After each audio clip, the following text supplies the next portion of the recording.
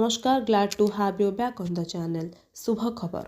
खोर्धा पौर परिषदर स्टाडियम ठारे क्लब मॉर्निंग स्टार आनुकूल्य रे आयोजित Kalinga Paika cup football tournament 2025 रो तृतीय संध्यार प्रथम semifinal match Centurion sports hostel Jatni बनाम कलिंग स्पोर्ट्स हॉस्टेल भुवनेश्वर मध्य अनुष्ठित हो जाइछि।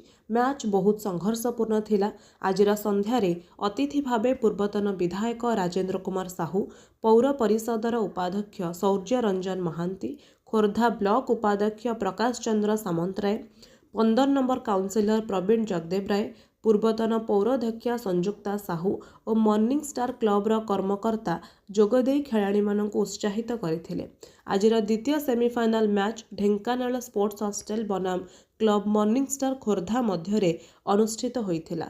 प्रथम मैच रे सेंचुरियन जटणी दल 2-0 रे विजेता होइथिला बेले द्वितीय सेमीफाइनल मैच रे क्लब मॉर्निंग स्टार खोर्धा 3-0 रे विजयी होई फाइनल रे प्रवेश करिसेंती।